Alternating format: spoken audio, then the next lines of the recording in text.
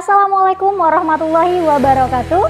Hari ini ketemu sama Ibu Siti Zubaida, guru mata pelajaran kimia di SMA Islam An-Nizam, Medan. Gimana kabarnya anak-anak Ibu semua? Semoga kita semua selalu sehat dan selalu dalam lindungan Allah Subhanahu wa Ta'ala. Jadi hari ini kita akan belajar kimia yang pastinya sangat seru untuk dipelajari. Oke, kali ini kita melanjutkan materi yang minggu lalu ya, tentang hukum dasar kimia. Kemarin kita udah bahas dua hukum dasar kimia, yaitu hukum Lavoisier dan satu lagi hukum Proust ya kemarin, dimana hukum Lavoisier itu menyatakan hukum kekekalan massa zat sebelum dan setelah reaksi itu sama ya kan. Sedangkan hukum Proust ini menyatakan hukum perbandingan tetap, dimana massa unsur suatu senyawa ini selalu tetap gitu, memiliki perbandingan yang tetap gitu ya. Nah, hari ini yang mau kita bahas itu ada dua hukum lagi. Yang pertama nanti ada hukum Dalton ya, dimana hukum Dalton ini disebut juga dengan hukum perbandingan berganda. Nanti satu lagi yang akan kita bahas adalah hukum Gay-Lussac. Oke, jadi di sini dari hukum Dalton dulu kita bahas. Tadi udah Ibu sebutkan ya, hukum Dalton ini merupakan atau sering disebut juga dengan hukum perbandingan berganda. Di mana bunyi hukum Dalton ini adalah bila dua unsur membentuk lebih dari satu senyawa dan jika massa salah satu unsur tersebut tetap, perbandingan massa unsur lain dalam senyawa tersebut merupakan bilangan bulat sederhana. Nah, jadi gimana Bu maksudnya? Jadi kalau misalnya ada dua unsur ya, membentuk lebih dari satu senyawa. Maksudnya gimana Bu? Dua unsur contoh misal sulfur dan oksigen, S dan O, ya kan? Membentuk lebih dari satu senyawa. Kan banyak ya unsur yang dibentuk dari S dan O. Contoh misal sulfur dioksida, SO2 ya kan, sulfur trioksida SO3. Nah, ini kan dua senyawa yang berbeda tapi unsur pembentuknya itu sama-sama sulfur dan oksigen ya kan, sama-sama S dan O. Atau misal CO2 karbon dioksida dengan karbon monoksida CO. Nah, di sini ini kan unsur pembentuknya sama-sama C dan O tapi senyawanya berbeda. Yang satu karbon dioksida, yang CO2, yang satu lagi karbon monoksida, CO, kan senyawanya berbeda. Jadi itu maksudnya ya, dua unsur ini dapat membentuk lebih dari satu senyawa, gitu. Jadi unsur pembentuknya sama tapi senyawanya berbeda, kayak gitu. Oke? Nah, katanya kalau massa salah satu unsur dari senyawa yang berbeda tadi ini sama, jadi misal nih si S dengan O tadi ya, SO2 dengan SO3, misal massa S-nya di dalam SO2 dan SO3 ini sama, maka perbandingan unsur lain si O-nya di dalam senyawa tersebut ini merupakan merupakan perbandingan bilangan bulat sederhana gitu.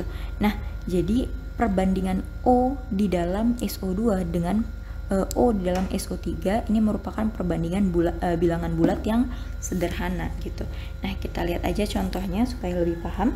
Di sini ada senyawa, contohnya itu senyawa CO dan CO2 ya, yang tadi udah Ibu sebutkan.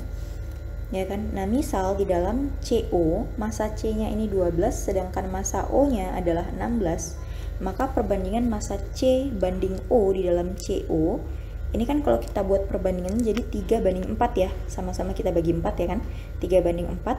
Kemudian massa CO2, kemudian dalam senyawa CO2 massa C-nya 12, massa O-nya jadi 32, maka perbandingan massa C dan massa O yaitu kan 3:8, sama ya. Kalau misalnya kita sama-sama kita bagi 4 kan, 12 dibagi 4 itu hasilnya 3.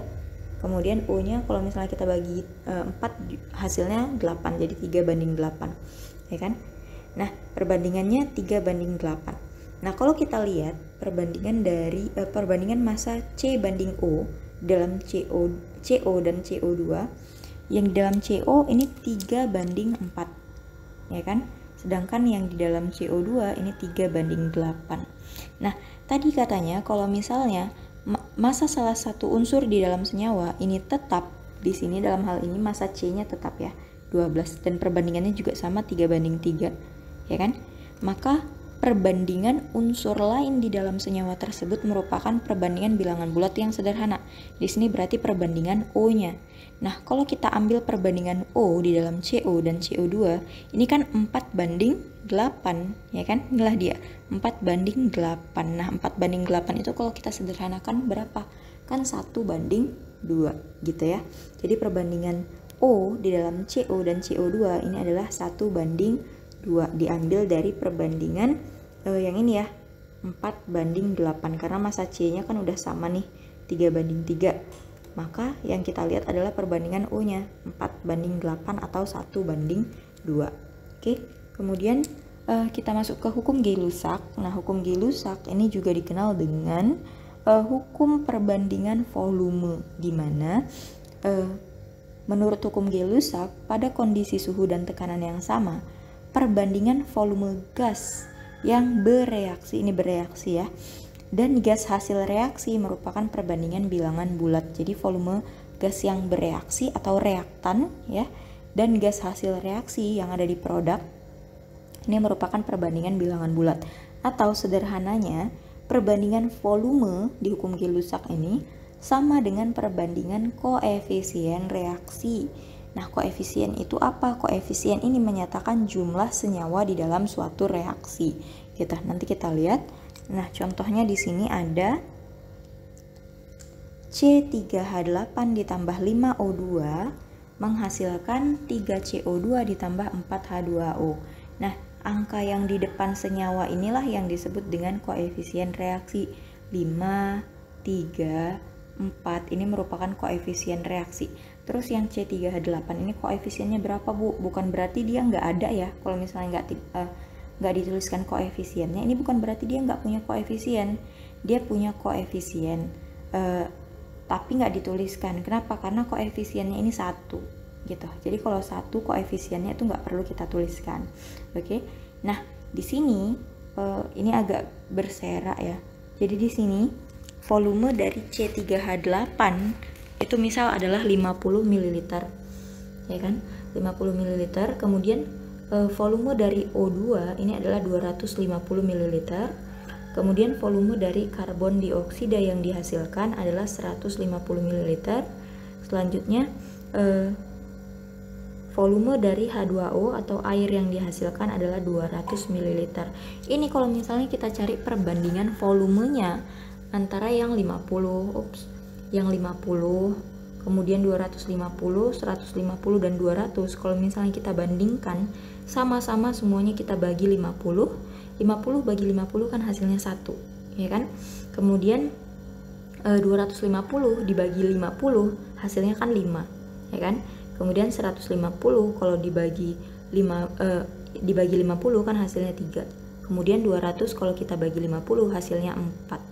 Maka kalau kita lihat perbandingan volumenya itu jadi 1:5:3:4. Kan sesuai ya dengan koefisien dari reaksi keseluruhannya. Koefisien dari C3H8-nya 1, O2-nya 5, CO2-nya 3, kemudian H2O-nya 4. Jadi ini membuktikan kalau perbandingan volume ini sama dengan perbandingan koefisien dari reaksinya. Kayak gitu dia. Jadi itu tadi perbandingan hukum Gay-Lussac ya. Jadi itu tadi hukum Dalton dan hukum Gay-Lussac. Bisa dipahami ya. Oke, sekian pembelajaran kita untuk hari ini. Sampai ketemu di video pembelajaran yang berikutnya. Jangan lupa like, komen, dan share video ini. SMA Islam An-Nizam, unggul, cerdas, Islami. Assalamualaikum warahmatullahi wabarakatuh.